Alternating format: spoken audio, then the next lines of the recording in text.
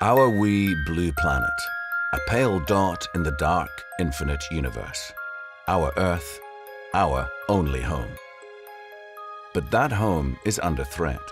Unless we move from being polluters of our planet to its protectors, the risks to billions of people and untold habitats could be catastrophic.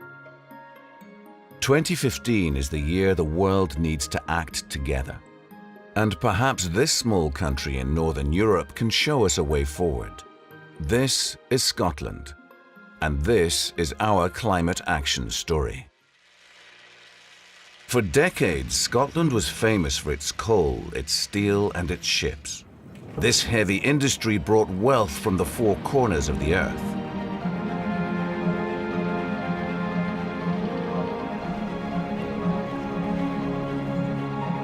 Scotland's changed. Now we're a modern consumer society. We're one of the world's richest countries. But our wealth has come at a price. Our climate emissions, past and present, contribute to a global problem. And it's the poorest people in the world that are suffering most. But Scotland is facing up to its responsibilities. In 2009, the Scottish Parliament passed the Climate Change Act. It pledges Scotland to legally binding emission reduction targets and is believed to be the strongest climate change legislation in the world. I think a lot of people can be cynical about politics, but this is a remarkable piece of legislation. Tens of thousands of people across Scotland contacted their politicians and called for them to take more action on climate change. The Scottish Climate Change Act puts Scotland ahead of any other country in terms of commitments to reduce carbon emissions. So what has Scotland signed up to? By 2020, the legal target is to reduce emissions by at least 42% from 1990 levels, and then by at least 80% by 2050. Crucially, the Act was supported by every political party in the Scottish Parliament. All parties agree on this. I think Conservatives have sometimes been thought not to be keen on the environment, but we are. The environment's very important to us, it's important to all mankind, and we felt very strongly that we should be supporting legislation like this.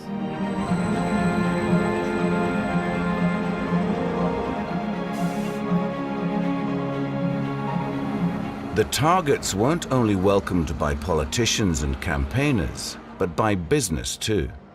I think that Scotland's climate change legislation has really prompted a lot of activity within the business community in Scotland, and I think that's a lesson that others can observe and see.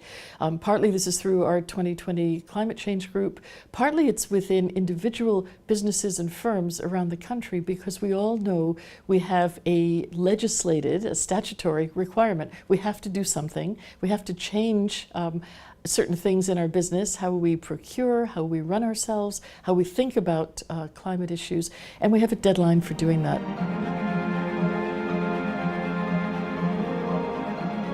Agriculture accounts for over 20% of Scotland's emissions, but Scottish farmers also back the Act. We've been a climate change focus farm for the last 3 years. This field here has been soil mapped. It's about applying nutrients to where the nutrients are needed. So for example, we're using a lot less fuel, which is good for the farmer's pocket, helps his profitability, and it is very good for the environment and climate change as a whole.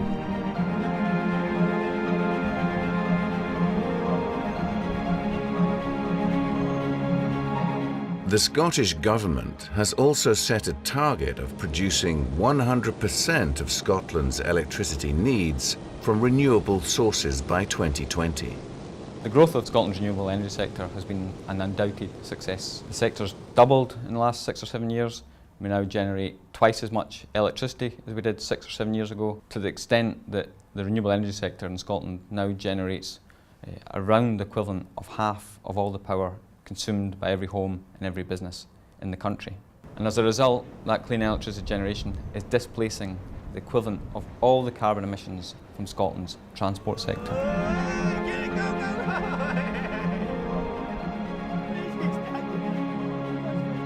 But as well as businesses, Scotland is empowering its people to take local action too. The Climate Challenge Fund helps communities move towards low carbon living.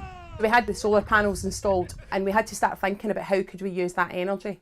With a bit of sort of research, we found out that most teams were using a commercial kit wash that involved a 40-mile round trip. We approached Climate Challenge Fund, who funded us for the machines, and we were able to totally cut out all those miles connected with laundering. And all along, Scotland's civil society organisations are keeping the pressure on to make sure the targets become a reality. Scotland has a great story to tell in terms of climate action, but it's imperative that our targets are realised. What this means is that Scotland needs to reduce emissions year on year and show that we can improve people's lives at the same time. But as well as cutting emissions at home, Scotland has a moral duty to help those affected by climate change right now. The Scottish Government is funding projects like this one in Tanzania to help the world's poorest nations adapt their lives to the changing weather. And through the small but innovative Climate Justice Fund, it's now helping people in Malawi and Zambia too. The fifth assessment report of the Intergovernmental Panel on Climate Change set out many of the consequences of climate change. Heat waves will occur more often and last longer, increasing the risk of drought and crop failure. Heavy rainfall and floods will become more intense and frequent in many regions.